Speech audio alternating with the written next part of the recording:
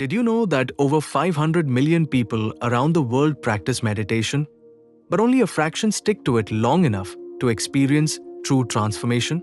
One of the biggest reasons is timing. When you meditate determines not just your focus, but your spiritual depth, emotional healing, and even brain chemistry.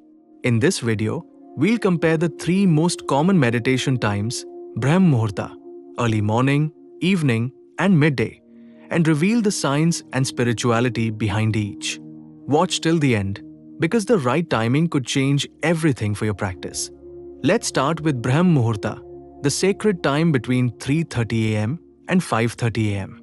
In yogic sciences, this is called the time of the gods. Why? Because nature is in perfect balance. Your body's melatonin levels are high, your mind is quiet, and the energies of the planet are most supportive. Ancient rishis believed this is when the veil between the physical and spiritual is the thinnest. Modern neuroscience supports this. Brainwave studies show that early morning meditation enhances alpha and theta states, which promote clarity and intuition.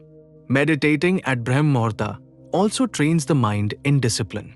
When you sit while the world sleeps, you break free from distractions. Sadhguru often says, if you wake up before the sun, you're in tune with existence. People who meditate at this are often report a sense of cosmic stillness, a silence so deep that even your thoughts pause. This is when many mystics, saints, and enlightened beings have awakened. If you're serious about spiritual growth or inner mastery, this is your golden window. But not everyone can rise before dawn. So what about midday meditation? Scientifically, around 12 to 2 p.m., the body is alert and digestion is active. Meditating during this period can bring grounding and mindfulness into a busy schedule. It's excellent for people in high-stress jobs or students who need focus. Mindfulness practices and breath awareness at this time improve productivity, reduce cortisol, and act as a reset button for the nervous system. Think of it like pressing pause in the middle of chaos. However, midday comes with a challenge: mental noise. Your mind is usually cluttered by then: emails, deadlines, traffic, decisions. You're no longer entering meditation with a blank slate.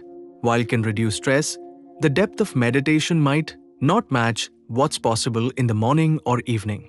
That's why midday is often better for shorter sessions like 10-minute breathwork, walking meditation, or guided visualization, not deep stillness or mantra-based techniques. Now let's explore evening meditation, typically between 6 to 9 p.m. After a long day, your body seeks release and your emotions surface.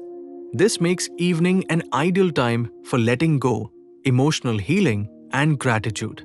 Practices like yoga nidra, mindfulness, or loving-kindness meditation work beautifully at this hour. They help the body transition from sympathetic, fight or flight, mode into parasympathetic, rest and digest, improving sleep and emotional resilience. It's like taking a mental shower before bed.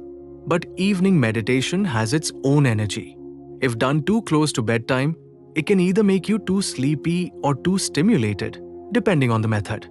Energetic practices like Shakti Chalna Kriya or Kriya Yoga are best avoided late unless you've mastered how to contain energy flow. Still, many people say their most profound emotional insights or moments of surrender come at night, when the mind is tired and the ego relaxes. So which is the best time? The truth is, it depends on your goal and constitution. If you want spiritual growth and silence, early morning is unmatched. If your goal is mental clarity or emotional balance, evening can be powerful. And if you're seeking stress relief during busy days, midday might be your sweet spot. Patanjali said, practice becomes firmly grounded when attended to for a long time, without break, and with devotion. It's not just when you meditate, it's that you do it consistently. Remember, even the most ideal time means nothing if you miss the point. Meditation is not just a break from life, it's a doorway to a deeper way of being. Whether you sit at 4 a.m. in silence, close your eyes at lunch for 5 mindful breaths, or end your day in reflection, it all adds up.